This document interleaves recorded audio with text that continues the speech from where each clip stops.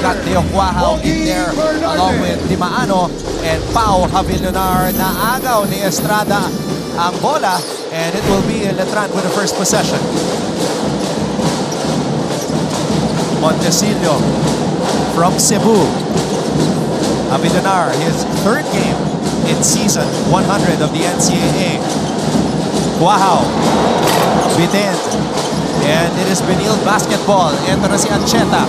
Ancheta to Sanco, and Sanco scores on the fast break. This is a good sign. Oo, ito na naman ito. Benil na to. Nagsimula pa lang, talagang alam na nila. Hinahanap nila kung sino yung libre. Mamuntik nang mabitawan ni Sanco yun doon eh. Nakuha niya lang talaga yung right timing para doon sa boarding na yun. Naka-recover si Mark Sanco, and he's hoping he can recover game-wise as we see Dimaano miss at the rim. Sayang. In the last game, Bo Sanco only played 12 minutes, 1 for 2 shooting from the field, just 2 points. Oo, actually siya yung inaano ko dito sa Benil kasi siya sa mga veterano eh. Kaya siya yung parang kumbaga missing link para dito kay Coach Charles. Allen Liwag in and out on that fading turnaround jump hook. Montecillo nalibre sa labas. Money. Ayun naman, yun ang kailangan dito para sa mga taga-Letran. Kailangan tulungan nila si Jimboy. At the very start of this ball game, kailangan mayroong agad magpakita. Kasi ito si Estrada, any given time, any given day, magpo-provide to eh. Gandang matchup to. Estrada versus Inon. Oh, Liwag creating space. Yun lang, everything but the shot. Yun ang mga in-improve ni Liwag. Yung mga footwork na yun from the EAC that he's playing just a role player. Nag-transfer siya rito sa CSB. Binigyan siya ng kumpiyansa ni Coach Charles. Yun ang makikita mo talaga. At kahit nag-mintes yung layup, nakita natin yung galaw eh. Okay lang. Parang alam mo yung sasabihin mong sorry miss lang talaga eh. Montecillo to Javillonar. Sanco giving him space. Cuajao. Bola na kay Jimboy. Estrada, 5 on the shot clock. Estrada. Dimaano susubok mula sa labas. And it's gonna be Benil basketball. Let's go now to Aliyah Fedeliaga for her first report. Despite a perfect start, Coach Charles Yu keeps the Blazers grounded by reminding them that they still have a long way to go. Coach Charles said that they have yet to accomplish anything and they are taking it one game at a time. On the other side of the court, Coach Allen Ricardo is determined to give their opponents a hard time at pipilitin daw nila mag-compete. Moreover, he expects his guard to step up and remain composed throughout this match. So, will the Benil Blazers remain atop the standings or will the fearless Letran Knights halt their momentum? We'll find out soon. Back to you, Anton and Go. Well, Aliyah, masasabi ko lang as we see Ancheta outrun everybody and he's holding the basketball. Oo, yun lang ang problema kapag ka pressure ka and then yung help side defense mo hindi nakatingin sa'yo, talagang dire-diretso yung pagka-blow by ka rito sa court. I was gonna say anything can happen here in the NCAA. Maski 4-0 ka, we can see an upset happen. Hindi malabo yun sa mga ganito. And yun na, as we see a good start for this Letran Knights, 8-4. And yun naman yung kailangan dapat na makita mo kay Pau Javillonar. He can shoot from the outside. Ang sa tingin ko nagiging ano niya is bihira siya rumule on the ball screen. He always goes pop. Kaya mas maganda roll kahit paano. Para ma-pressure din yung depensa ng mga big men ng Benil. Mag-iisip din sa'yo. Kasi pagka puro pop lang, siyempre hindi papap lang to. Madaling ang depensahan. Samantala, moving screen ang tinawag dito kay Dimaano. Napakabilis. Itong si Jomel Ancheta. Yun yung dapat kailangan alam ng help side defense mo kung nape-pressure ka. Ito na naman yung kanyang ball screen on top. Floater. So for 4 early points for the new starting point guard of Benil, Jomel Ancheta. Yun naman yung hinahanap nito ni Coach Allen Ricardo na magpapacilitate. Parang itong si Ancheta, talagang hinahanap niya kung sino yung gagawa siya ng paraan on ball screen. Liwag na depensa ni Javillonar. It will stay with Benil. And we have a timeout Coach Alan Ricardo wants to talk things over. His team, Letran, leads Benilde 8-6.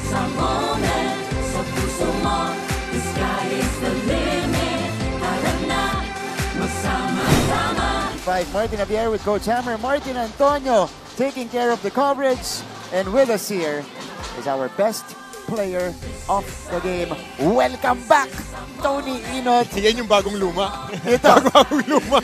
Luma na. Nagpalit lang ng jersey. Nagpalit lang. Pero kung hindi parehong Tony Inot yung nakita natin doon, mas aggressive, mas physical, at mas complete. Father Vic Calvo, Management Committee Representative mula sa Kolehiyo de San Juan de Letran.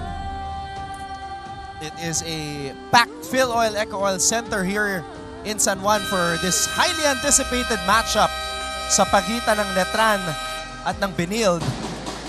Remember, just 2 seasons ago, nasa finals etong dalawang kupunan na to. Oo, and umabot sa Game 3 to, ha? Hindi lang basta tinalo ng Letran na 2-game series.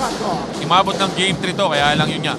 The experience of Letran really matters on the Game 3 series. Nakita natin, Dax Castellano, Management Committee Representative for De La Salle College of St. Benilde. Tapos sa Game 3 na yun, Bo, suspended pa si Fran Yu. Oo, yung pa, isa pa yun. Malaking bagay pa yun, di ba? And alam mo kung anong quality meron si Fran Yu. Ollie is able to score on the putback. Montecillo.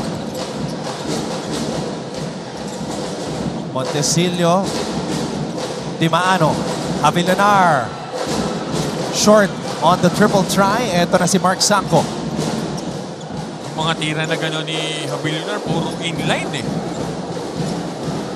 Inot. Liwag. Ayan na. Kita mo naman yung galaw na yun, di ba? Sinusurpresa niya lang, coming off the weak side, flashing on the middle, and then it's a one-on-one.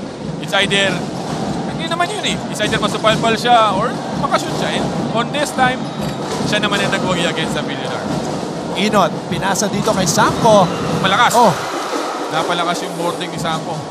Sorry miss for the Benilde captain, Montecillo. Avilanar, third try. Ayun Finally. na. Sabi ni Avilanar, sa unang dalawa minutes, dito tayo sa pangatlo. And hindi naman siya napahiya. Nagbago pa ng positioning kanina sa mga wings. Sa Ayan ibabaw naman, naman top of yun. the key. Tough matchup for Avilanar against Liwag. Oo, matintest siya dito eh. Ollie from the outside. And good box out by Oo, Avilanar. and he really needs to box out Liwag kasi Liwag is the #1 offensive rebounding player dito sa NCAA. And he's the #1 rebounder talaga din. And as you can see, yung pull-up nito ni Jimbo Estrada. Inot. Too strong off the glass. Babalik ang bola sa Letran. Good challenge para kay Pau Avilanar. Usually yung mga ganong depensa ni Pau, foul na eh. Diba? Pero on that one, dinasan niya ng kamay itong si Tony Inot. Oh.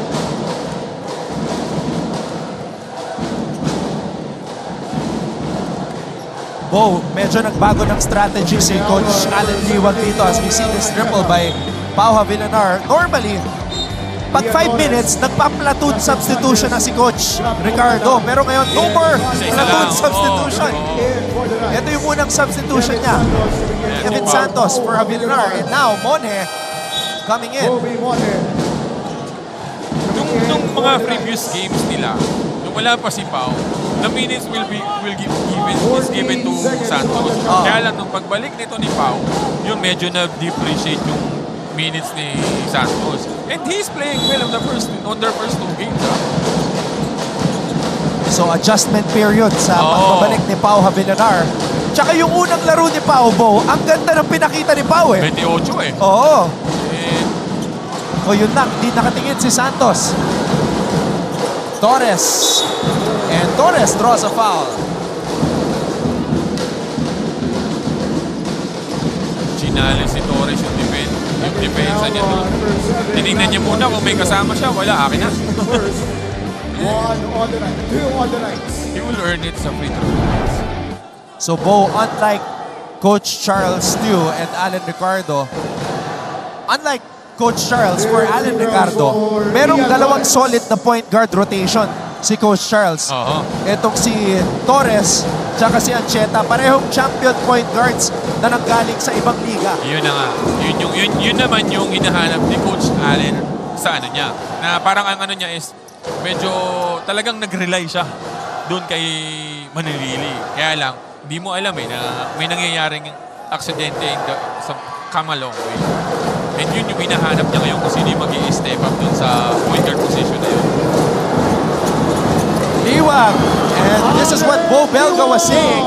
Number 1 rebounder in the league. And yun din yung sakit, yung problema nitong Letran. Coming off even in their previous games against Mapua, coming off a free throw, nakukuhanan sila ng offensive rebound, 3 sa 2 na lang yun eh. Parang kumbaga napaka-mortal siguro eh. So, kumbaga kulang sa focus and emphasis on the box out as we see this triple by Kobe Monhe. And Monhe puts Letran on top 15-12 as we head to this timeout.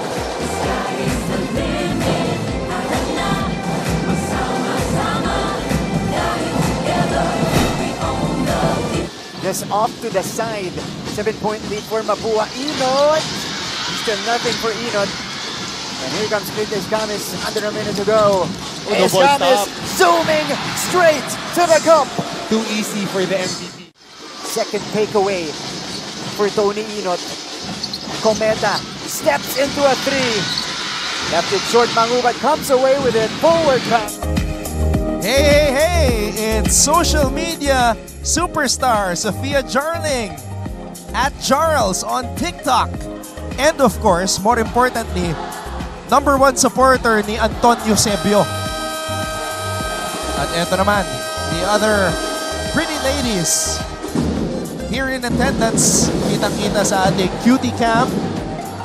Grabe yung support ng mga schools ngayong linggo. Oo, on a Sunday, usually ito family day eh. Pero jump pack. Phil Oil, Eco Oil Arena tayo ngayon on a Sunday. Pwede pa naman mag-family day after. Alas Yes, pero diretso na. 5 p.m. na tayo. So pwede pa. Gabi Cometa. Pinasok sa unang pagkakataon. Uy! Naagawan. Medyo malamig pa. Harap-harapang istilyo. Estrada. Ayan. They were just running ball screen kay Jim Cody. Na, alam mo yun, they're not calling anything. Basta ball screen lang tayo. Yun ang nagiging focus at emphasis ng Letran. Oo, yun ang offense sila. Ayun, offensive rebound. Ayun, no, sorry. Offensive foul para dito kay Cometa. Dire-diretso na naman siya, coming off a backcourt press. No? Diba? Nahuli si Cometa doon. Nahuli yung off-arm niya. Montecillo, wala pang pahinga to, Bo. Oo, siya lang yung point guard eh. Aside from him, it's Miller na lang. So Jace Miller, right now sitting at the end of the bench, hindi pa pinapakawalan ni Coach Alan Ricardo. And just now, number 13, Ian Torres, his first 4 on the Blazers. Humihingi ng pasensya itong si Alin Limog kay Coach Charles dahil ang mukha na ng offensive rebound ni Santos. Ngayon yung Pauli Torres. Handcheck. Santos.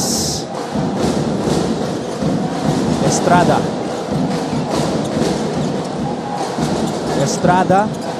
Santos to Monhe. Monhe has to shoot. Santos. Sayang. Kuntik na doon. Lumabas lang.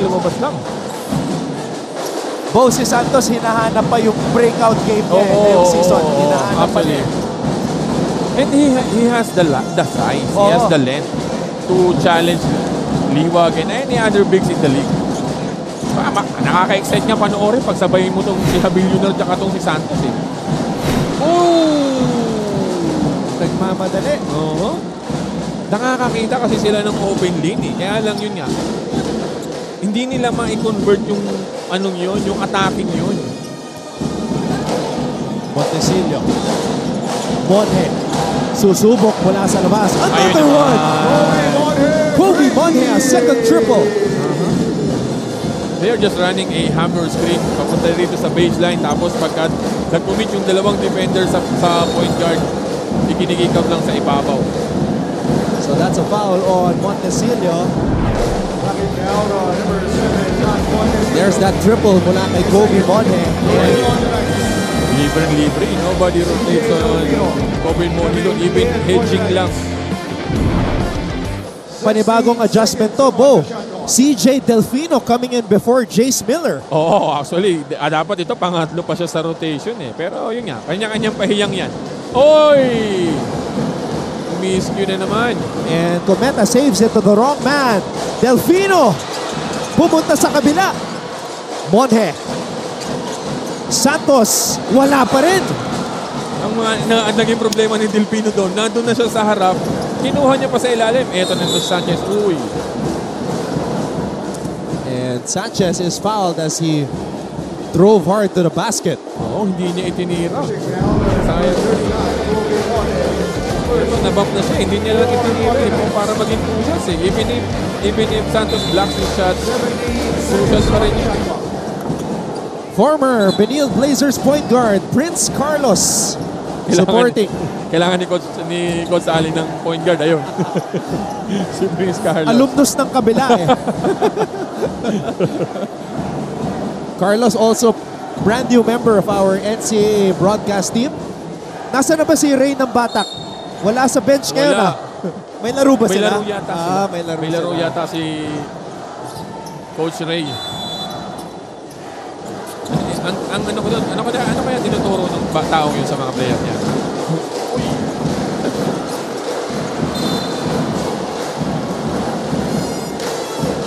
Tinanong ko siya actually, Bo, parang sino yung nag-stand out sa'yo dito sa mga Letran players? And ang unang pangalan na binanggit niya, Montesilio. Oh! Which is interesting kasi magkaiba yung posisyon ni Ray tsaka ni Montesilio eh. Oo, actually. Tsaka meron pa ako na dito sa Letran na to, yung Baleling. Jovel Baliling. Oo, di ba? Actually, rin yun eh, pwede rin maging point guard yun. Ayun naman. Gabby Cometa scores on the fast break. Si Baliling part yan ng championship team nung high school. Estrada, fade away. Di ba? Yun ang sinasabi natin dito kay Jimboy Estrada. Any given time, puprovidean ka ng opensa niya. The next question there is, sino yung tutulong sa kanya? Yep, because Estrada is a legit go-to guy now for the Letran Knights. And they lead the Benil Blazers 20-14.